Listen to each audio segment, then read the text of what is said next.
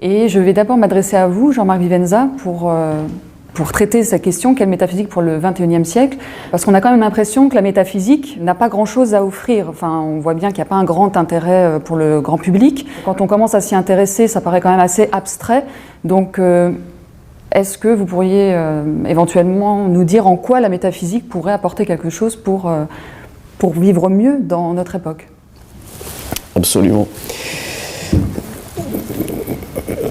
C'est un sujet qui est vaste et qui est immense parce que la question de la métaphysique est en réalité la question de la perspective historiale, destinale, comme dit Heidegger, de la pensée, pas simplement en Occident, mais du point de vue universel. Donc,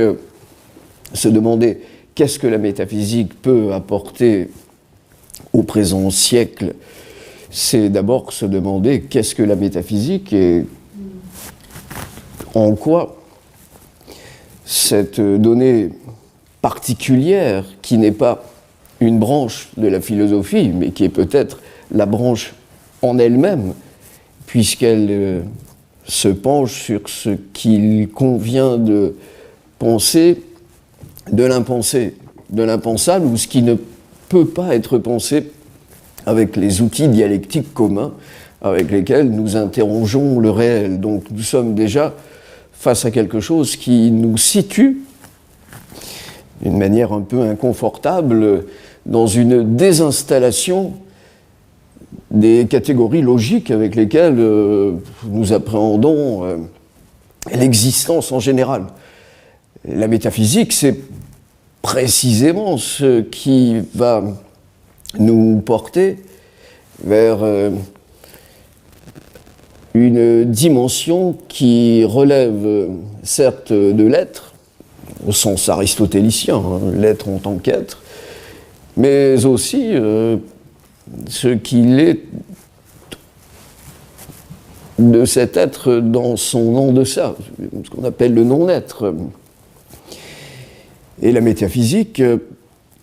englobe à la fois le questionnement de l'être et du non-être. Et elle englobe à ce point qu'elle s'est d'ailleurs fourvoyée, selon Heidegger, ce en quoi elle est devenue le destin de l'oubli de la pensée à travers l'histoire, en confondant les temps, c'est-à-dire les choses concrètes,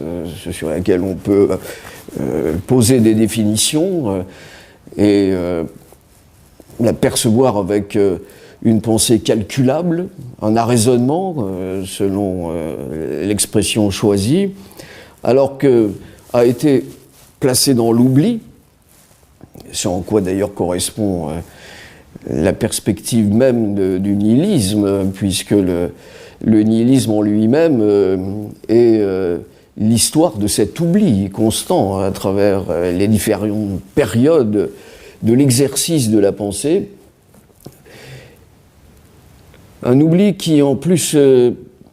a participé en Occident, c'est ce qui fait la difficulté chez nous, d'une approche, on pourrait dire presque disciplinaire, de sanctions à l'égard de ceux qui se sont penchés avec parfois beaucoup de générosité, d'enthousiasme et de foi, une foi vivante, une exaltation spirituelle réelle, ce qui en fait pour nous quand même des maîtres nous ayant précédés sur ce chemin et qui ont approché les rivages du suressentiel. Je pense à tout le courant issu du néoplatonisme, les néoplatoniciens tardifs, de Damassus jusqu'à Scott Erigen, la mystique rhénane, les frères du libre esprit, Marguerite Porete, un exemple extraordinaire qu'on n'a pas quand même, rappelons-le, hésité ici à sacrifier en place de Grève pour avoir publié un ouvrage de pure métaphysique, le miroir des âmes simples et anéanties,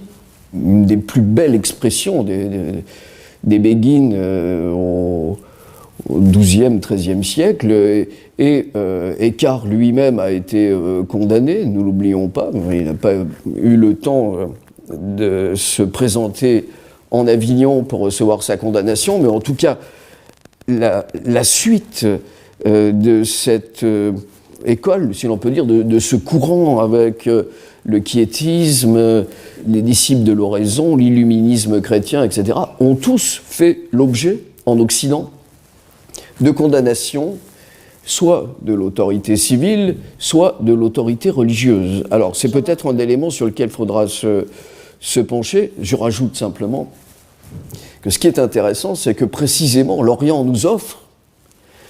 une dimension régionale où le questionnement du rien, du vide, du suressentiel et du non-être, au contraire, a fait l'objet des principaux courants mystiques, philosophiques, peu importe le nom qu'on leur donne, religieux, que l'on va retrouver aussi bien dans le bouddhisme que dans l'hindouisme, à travers les grandes figures de l'Advaita Vedanta, comme dans les différentes branches des écoles bouddhiques. Donc voilà, en gros, si vous voulez, pour contextualiser très rapidement et d'une manière un peu imparfaite, sachant néanmoins que les grands, si l'on peut dire, éveilleurs de la pensée sur le plan de l'exercice philosophique et métaphysique en Occident ont parfaitement situé, et je pense en particulier à Heidegger de ce point de vue-là qui, à mon sens, mais Françoise me corrigera peut-être s'il en est besoin, a rappelé que la différence ontologique était, de ce point de vue, l'élément premier à partir duquel on pouvait entrer en métaphysique. Je me réfère simplement à son texte fondamental, Qu'est-ce que penser ?